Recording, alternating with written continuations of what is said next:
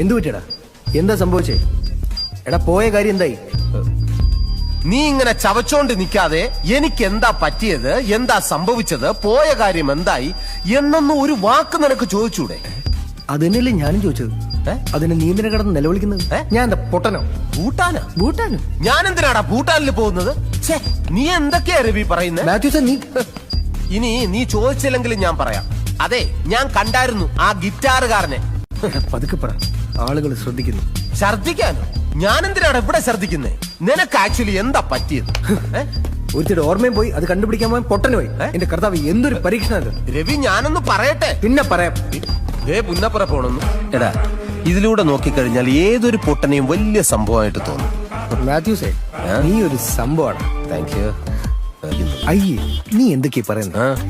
അതൊക്കെ ഞാൻ പണ്ടേ നിർത്തി. യുദ്ധപാരമ്പര്യമുള്ള കുടുംബത്തിൽ